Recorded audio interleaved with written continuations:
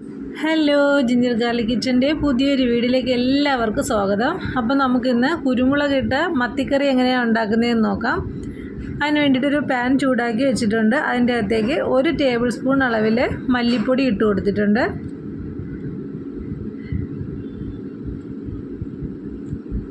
ഇനി നമുക്ക് വേണ്ടത് 1 ടേബിൾ സ്പൂൺ അളവിൽ തന്നെ പെപ്പർ പൗഡർ, കുരുമുളക് പൊടി ഇട്ട് കൊടുക്കാം. 1/2 ടേബിൾ സ്പൂൺ അളവിൽ മഞ്ഞൾപ്പൊടിയും കൂടി ഇട്ട് കൊടുക്കാം. ഇനി ഇതിനെ നമുക്കൊന്ന് ചൂടാക്കി എടുക്കേണ്ടതായിട്ടുണ്ട്.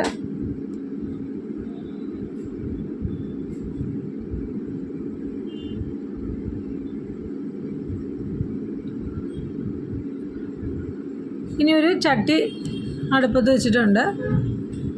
ചട്ടി ചൂടായി വന്നിട്ടുണ്ട്. നമുക്ക് അതിൻ്റെ അകത്തേക്ക് ഒരു 2 ടേബിൾ സ്പൂൺ അളവിൽ വെളിച്ചെണ്ണ ഒഴിച്ചു കൊടുക്കാം.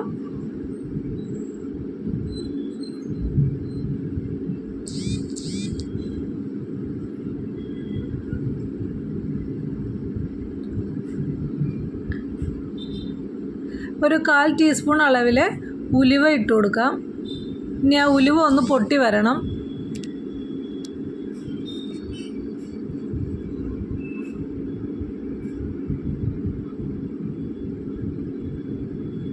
കുറച്ച് കറിവേപ്പിലയും കൂടി ഇട്ട് കൊടുത്തിട്ടുണ്ട്.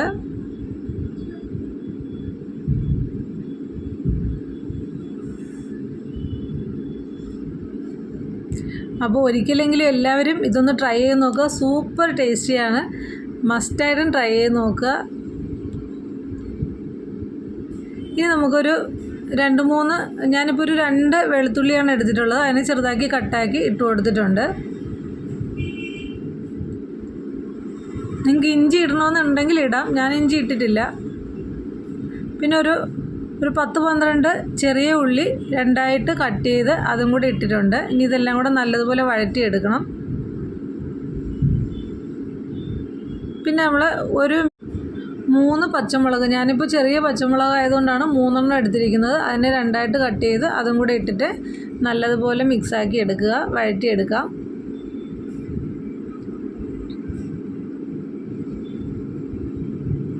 ഒരു മീഡിയം ടൈപ്പ് തക്കാളിയും കൂടെ ആഡ് ചെയ്ത് കൊടുത്തിട്ടുണ്ട്. ഇനി തക്കാളിയും ചെറിയ ഉള്ളിയും നമ്മുടെ പച്ചമുളകും എല്ലാം കൂടെ നല്ലതുപോലെ ഒന്ന് വഴറ്റിയെടുക്കാം. ഈ സമയത്ത് കുറച്ച് ഉപ്പും കൂടെ ഇട്ട് കൊടുക്കാം.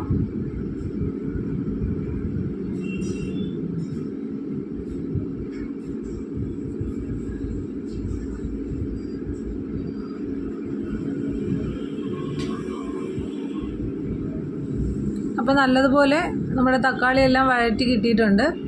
ഇനി നമ്മൾ നേരത്തെ ചൂടാക്കി വെച്ചിരുന്ന ആ പൊടിയെല്ലാം ഇട്ട് കൊടുത്തിട്ട് നല്ലതുപോലെ ഒന്ന് മിക്സാക്കി എടുക്കാം.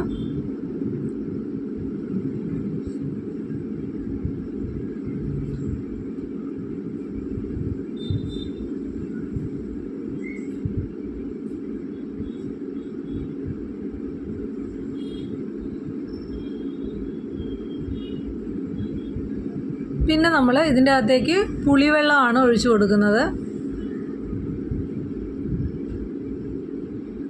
ഒരു നാരങ്ങ വലിപ്പത്തിന് പുളി എടുത്തിട്ട് നല്ലതുപോലെ അതിനെ ഞാൻ പിഴിഞ്ഞ് നല്ല ഇതാക്കി എടുത്തിരിക്കുന്നതാണ്. മിക്സാക്കി ആ വെള്ളമാണ് ഇതിൻ്റെ അകത്തേക്ക് ഇപ്പോൾ ഒഴിച്ചു കൊടുത്തിരിക്കുന്നത്.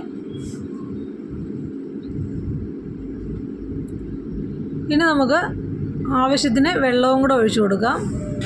അതായത് നമ്മുടെ മീൻ ആ വെള്ളത്തിൽ മുങ്ങിക്കിടക്കത്തക്ക അളവിൽ വേണം വെള്ളം എടുക്കേണ്ടത്.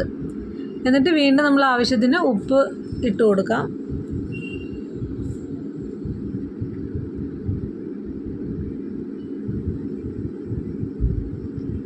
ഇനി ഇതൊന്ന് തിളച്ച് വരണം.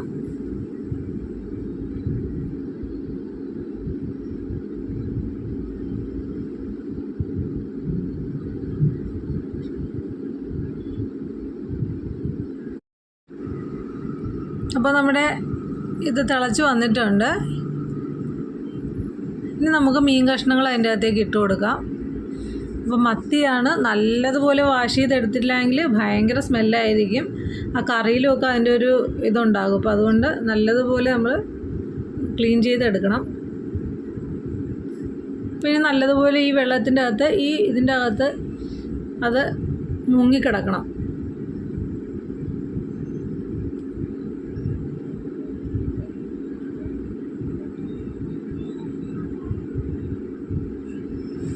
അപ്പോൾ വീഡിയോ ഇഷ്ടമായാൽ എല്ലാവരും ഒന്ന് ലൈക്ക് ചെയ്തേക്കണം, ഷെയർ ചെയ്യുക, കമൻ്റ് ഇടുക, ഒന്ന് സബ്സ്ക്രൈബും കൂടെ ചെയ്തേക്കുക. അതുപോലെ എല്ലാവരും ഇതൊന്ന് ട്രൈ ചെയ്ത് നോക്കുകയും വേണം.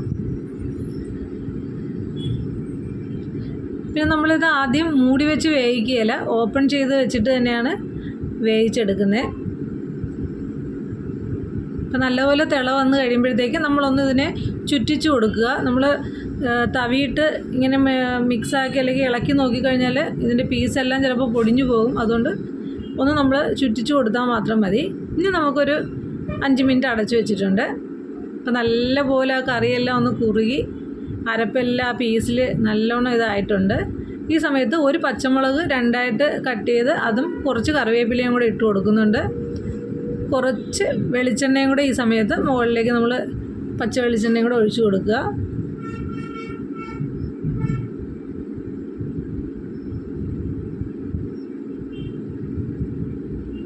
എന്നിട്ട് നമുക്ക് സ്റ്റൗ ഓഫ് ചെയ്യാം. ഒന്നും കൂടെ ചുറ്റിച്ച് കൊടുത്തതിന് ശേഷം സ്റ്റൗ ഓഫ് ചെയ്ത് വയ്ക്കാം.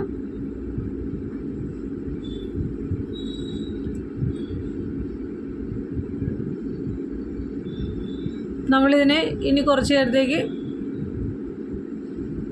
മൂടി വെച്ച് കഴിഞ്ഞിട്ട് വേണം, മൂടി വെച്ച് അതൊന്ന് തണുത്ത് വരുമ്പോഴത്തേക്കാണ് അതിൻ്റെ കറക്റ്റ് ടേസ്റ്റ് നമുക്കത് മനസ്സിലാകുന്നത്.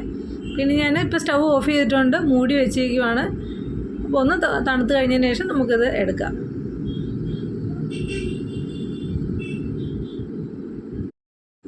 അപ്പം നമ്മുടെ കറി തണുത്ത് കിട്ടിയിട്ടുണ്ട്, നമുക്കൊന്ന് കഴിച്ച് നോക്കാം.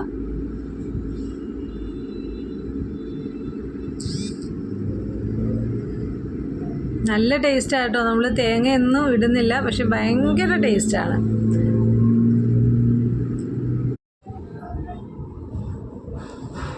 ആഹാ, സൂപ്പർ ടേസ്റ്റ്. എല്ലാവരും ഒന്ന് ട്രൈ ചെയ്ത് നോക്കുക. മറക്കാതെ ഒന്ന് ലൈക്ക് ചെയ്തേക്കുക, ഷെയർ ചെയ്യുക, കമൻ്റ് ഇടുക, ഒന്ന് സബ്സ്ക്രൈബും കൂടെ ചെയ്തേക്കുക. അപ്പോൾ നമ്മുടെ ഇന്നത്തെ വീഡിയോ ഇത്രയേ ഉള്ളൂ. Thank you.